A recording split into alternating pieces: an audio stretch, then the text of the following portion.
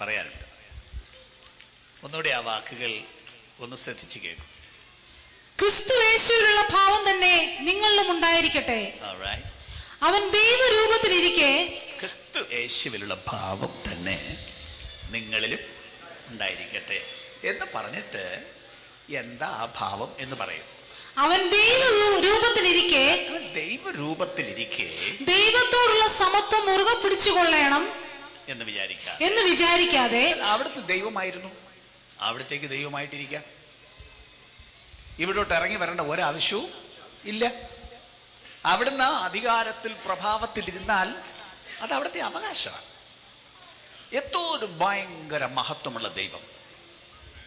അവിടുത്തെ തേജസ് എന്താണ് എന്ന് ഒരു സ്വല്പ സമയം ശിഷ്യന്മാരെ ഒന്ന് കാണിച്ചു കൊടുത്തില്ലേ? എല്ലാരെയും കൊണ്ടുപോയില്ല, ഒരു 3 പേരെ വിളിച്ചോണ്ട് മലയുടെ മണ്ടയ്ക്ക് പോയില്ലേ? ആ പ്രഭാവം ഒന്ന് കണ്ടു കഴിഞ്ഞപ്പോഴത്തേക്ക് അവർക്ക് താങ്ങാൻ പറ്റിയില്ലല്ലോ. അവർ 3 പേര് അവിടെ കിടക്കുന്നു. ശൗൽ ഒരൊറ്റ സെക്കൻഡ് നേരത്തേക്ക് ഒരു മിന്നൽ പോലെ അടി ഇങ്ങോട്ട് വന്നു. വെളിച്ചത്തിന്റെ ഒരൊറ്റ സെക്കൻഡ് നേരത്തെ പ്രഭാവമാണ്. കണ്ണും പൊട്ടി താഴെ വീണു. യോഹന്നാൻ പത്മോസിൽ വെച്ച് യേശുവിനെ ഒന്ന് കണ്ടു. എല്ലാ മഹത്വത്തിലും ഉയർത്തെഴുന്നേറ്റ ശേഷമുള്ള കാര്യം ഞാൻ പറയാം. എല്ലാ മഹത്വത്തിൽ നിന്ന് കണ്ടപ്പോ നമ്മൾ വായിക്കുന്നത്, ഞാൻ മരിച്ചവനെ പോലെ അവന്റെ കാൽക്കൽ വീണു. നാടി പിടിച്ചു നോക്കാൻ നാടിയിടിപ്പില്ല. അത്രയ്ക്ക് ഭയങ്കര പ്രഭാവത്തിലാണ് ആളുകൾ അവനെ കണ്ടത്. ആ ഭയങ്കര പ്രഭാവത്തിലിരിക്കുന്ന ദൈവം അവിടെ തന്നെ ഇരിക്കാമായിരുന്നു. എന്നാൽ അത് വിചാരിക്കാതെ അടുത്തത് ദാസരൂപം എടുത്തു. അതിപ്പോ ഞാൻ ആദ്യം വിശദീകരിക്കുന്നില്ല. ദാസരൂപം എടുത്തു. മനുഷ്യർക്ക് തിരിയാത്തൊരു പ്രയോഗമാണത്. ദാസരൂപം എടുത്തു എന്ന് പറഞ്ഞാലേ എല്ലാത്തിനും ഉണ്ടാക്കിയ ദൈവമല്ലേ, അവനല്ലേ എല്ലാത്തിന്റെ യജമാനൻ, സകലത്തിന്റെ ഉടമസ്ഥൻ അവിടല്ലേ. യജമാനൻ ദാസന്റെ വേഷം എടുത്തു എന്ന് പറഞ്ഞാൽ ആർക്കും തിരിയില്ല. യജമാനനും ദാസനും 2 വ്യത്യസ്ത ധ്രുവങ്ങളാണ്. ഒന്ന് അങ്ങേ അറ്റത്തെ ധ്രുവം, ഒന്ന് ഇങ്ങേ അറ്റത്തെ ധ്രുവം, തമ്മിൽ പൊരുത്തപ്പെടില്ല. പക്ഷേ ഇവിടെ പറയുന്നത് അവൻ ദാസരൂപം എടുത്തു. ബാക്കി മനുഷ്യ സാദൃശ്യത്തിലായി തന്നെത്താൻ താഴ്ത്തി. ആ പ്രയോഗം നോക്ക്. തന്നെത്താൻ ഒഴിച്ച് വേഷത്തിൽ മനുഷ്യനായി തന്നെത്താൻ ഒഴിച്ചു. He emptied himself. തന്നെത്താൻ ഒഴിച്ചു എന്ന് പറഞ്ഞാൽ, ഇപ്പൊ ഒരു പാത്രം നിറച്ച് വെള്ളം, ഒരു ഗ്ലാസ്സിൽ വെള്ളം നിറച്ച് വെച്ചിരിക്കുകയാണെങ്കിൽ അതടുത്ത് ഒഴിച്ചു കളഞ്ഞിട്ട് അത് കാലിയാക്കുന്നത് പോലെ ഭയങ്കര മഹത്വം നിറഞ്ഞിരുന്നവൻ, അധികാരം നിറഞ്ഞിരുന്നവൻ, അതെല്ലാം ഒഴിച്ചു. ഭൂമിയിൽ ജീവിച്ച കാലത്ത് അവിടുത്തെ വലിയ പ്രഭാവത്തിൽ ആര് കണ്ടു? ഈ ഭയങ്കര അധികാരത്തിൽ ആര് കണ്ടു? ഓഫ് കോഴ്സ് അത്ഭുതങ്ങൾ നടത്തി, അടയാളങ്ങൾ നടത്തി. പക്ഷെ മനുഷ്യരിടയിൽ വന്നപ്പോ വലിയ ആളായിട്ടാണോ അവിടുന്ന് വന്നത്? അല്ലല്ലോ. തന്നെത്താൻ ഒഴിച്ചു. പിന്നെ വേഷത്തിൽ മനുഷ്യനായി വിളങ്ങി. തന്നെത്താൻ താഴ്ത്തി. അടുത്ത പ്രയോഗം തന്നെത്താൻ താഴ്ത്തി. ഞാൻ ഒന്നുകൂടെ പറയാണ്, മനുഷ്യർക്കാർക്കും തിരിയാൻ കഴിയാത്ത, ഗ്രഹിക്കാൻ കഴിയാത്ത ഒരു താഴ്ച. ഇങ്ങനെ മനുഷ്യരെ താഴാൻ പറ്റുമോ? ബുദ്ധിമാന്മാർ ആലോചിച്ചിട്ട് വലിയ വലിയ വേദശാസ്ത്രികൾ പറഞ്ഞാൽ യേശുവിന്റെ ജഡാവതാരം മനുഷ്യനെ തലേ കയറത്തില്ല. അവർ ചോദിക്കുന്നത് സ്വർഗത്തിലും സ്വർഗത്തിലും ഒതുങ്ങാത്ത ദൈവം, എങ്ങും ഒതുങ്ങാത്ത ദൈവം ഒരു സ്ത്രീയുടെ ഗർഭപാത്രത്തിൽ ഒരു ശിശുവായി വന്നു എന്ന് പറഞ്ഞാൽ ആർക്ക് തിരിയും? ആർക്കും തിരിയില്ല. ഒരു മനുഷ്യൻ ആലോചിച്ചാൽ ബുദ്ധിക്ക് കയറില്ല.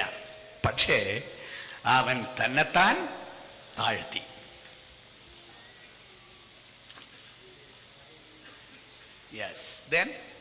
മരണത്തോളം, ക്രൂശിലെ മരണത്തോളം തന്നെ അനുസരണമുള്ളവനായി തീർന്നു.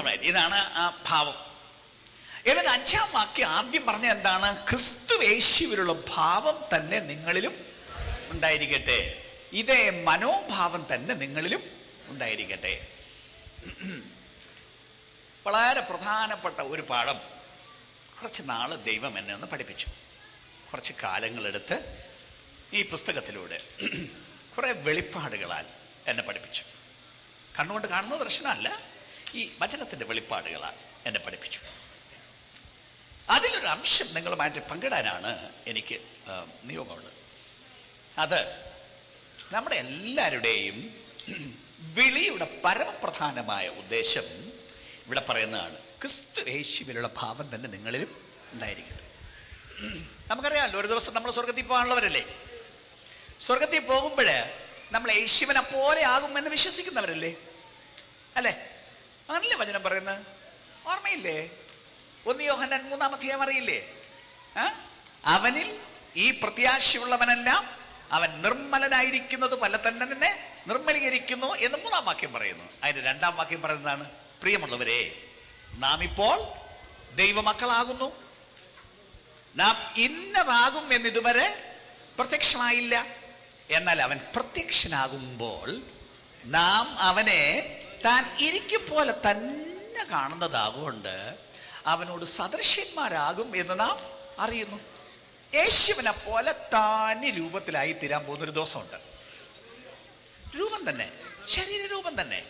വാക്യമെല്ലാം എടുക്കാതെ ഞാൻ അങ്ങോട്ട് പറഞ്ഞാൽ, ഇങ്ങനെ പ്രവചനത്തിലൊരു വാക്യമുണ്ട്. നമ്മളെല്ലാം ദൈവസന്നിധിയിൽ ചെല്ലുന്ന ആ ഒരു ദിവസം സൂര്യനും ചന്ദ്രനും നാണം തോന്നും. ഭയങ്കര നാണം വരും അവർക്ക്. എന്താ നാണത്തിന് കാര്യമെന്നറിയാവോ? ഇപ്പോഴത്തെ ഏറ്റവും വലിയ വെളിച്ചമാണ്, നമുക്കറിയാവുന്ന വെളിച്ചമാണ് സൂര്യൻ. അന്ന് അതിൻ്റെ വെളിച്ചം 7 ഇരട്ടി വർദ്ധിക്കും. അന്ന് സഹസ്രാബ്ദ കാലത്ത് അതിൻ്റെ വെളിച്ചം 7 ഇരട്ടി വർദ്ധിക്കും. അപ്പോഴതിൻ്റെ വെളിച്ചം ഒന്ന് ഊഹിക്കാം. എന്നിട്ടും അതിന് നാണം വരാൻ കാരണം ദൈവത്തിന്റെ മുൻപാകെയും അവന്റെ ജനത്തിന്റെ മുൻപാകെയുള്ള വെളിച്ചം കാണുമ്പോൾ ഇതിന്റെ വെളിച്ചം ഏതുമില്ല. എന്തോ ഒരു പ്രഭാവമാണ് വരാൻ പോകുന്നത്. ദൈവജനത്തിനുണ്ടാകാൻ പോകുന്ന അനുഭവം അറിയണം. നമ്മൾ വെറും പാവപ്പെട്ടവരായിട്ട് ഒരു ദിവസം അവിടെ പോയിരിക്കേണ്ടവരല്ല. ദൈവ മഹത്വം ധരിച്ച് യേശുവിനെ പോലെ അവിടെ ചെന്നിരിക്കേണ്ടവരാ. വലിയ വിളിയാണ് നമുക്ക്. നമ്മുടെ വിളിയുടെ അസൽ രൂപം നമ്മൾ മനസ്സിലാക്കണം. ആ ഭയങ്കര പ്രഭാവത്തിന് വിളിച്ചിരിക്കുമ്പോ ഒരു ദിവസം ചാടി കയറി അങ്ങ് പോകാൻ പറ്റത്തില്ല. ഇതൊരു പ്രോസസ്സാണ്. ഇത് പതിയെ പതിയെ അവിടെ എത്തുന്നതാണ്. അതുകൊണ്ട് പറയുകയാണ്, ക്രിസ്തു യേശുവിലുള്ള ഭാവം തന്നെ നിങ്ങളിലും. ഒരു വാക്യം കൂടെ വായിക്കാമോ? 1 യോഹന്നാൻ 2-ാം അധ്യായം 6-ാമത്തെ വാക്യം. 1 യോഹന്നാൻ 2-ാം അധ്യായം. അവനിൽ വസിക്കുന്നു എന്ന് പറയുന്നവൻ അവൻ നടന്നതുപോലെ നടക്കേണ്ടതാകുന്നു. നോക്കുക പ്രയോഗം. അവനിൽ വസിക്കുന്നു എന്ന് പറയുന്നവൻ അവൻ നടന്നതുപോലെ നടക്കേണ്ടതാണ്. ആത്മീയ ജീവിതത്തിന് ഒഴിവ് കഴിവുകൾ പറയാൻ ആരും ശ്രമിക്കരുത്. ഞാൻ മനുഷ്യനല്ലേ, ജഡത്തിലല്ലയോ ജീവിക്കുന്നത്. ഇപ്പൊ ചാടിക്കയറി സ്വർഗത്തിൽ പോകാൻ പറ്റുമോ? ഇവിടൊക്കെ താമസിച്ചല്ലേ ഒക്കുള്ളൂ. അങ്ങ് ജഡം വിട്ടു കഴിഞ്ഞെങ്കിലല്ലേ കാര്യമൊക്കെ ഒക്കുള്ളൂ എന്നൊന്നും പറയാൻ തയ്യാറാവരുത്. വചനം പറയുന്നു, അവനിൽ വസിക്കുന്നു എന്ന് പറയുന്നവൻ അവൻ നടന്നതുപോലെ നടക്കേണ്ടതാണ്. വലിയൊരു വിളിയും. സ്തോത്രം. ഒരു വാക്യം കൂടെ പെട്ടെന്ന് എടുത്തെന്ന് ഞാൻ പറഞ്ഞാൽ, ഞാൻ ഇന്നലെ രാത്രി ഒരിടത്ത് പ്രസംഗിച്ചൊരു വാക്യമാണ്. അതിൻ്റെ എല്ലാം കൂടെ മുഖവരയായിരുന്നു അത്. റോമാലേഖനം 8-ാം അധ്യായം 29-ാമത്തെ വാക്യം. അതോടൊന്ന് വായിച്ചിട്ട് ഈ ഭാഗത്തിലേക്ക് ഞാൻ തിരിച്ചു വരികയാണ്. റോമാലേഖനം 8-ാം അധ്യായം 29-ാമത്തെ വാക്യം. അവൻ മുന്നറിഞ്ഞവരെ തന്റെ പുത്രൻ അനേകം സഹോദരന്മാരിൽ ആദ്യജാതനാകേണ്ടതിന് അവന്റെ സ്വരൂപത്തോട് അനുരൂപരാകുവാൻ മുൻ നിയമിച്ചിരിക്കുന്നു. കണ്ടില്ലേ, നമ്മളെ മുൻ നിയമിച്ചതിന്റെ ഉദ്ദേശം. മുന്നറിഞ്ഞവരെ മുൻ നിയമിച്ചു. എന്തിന്?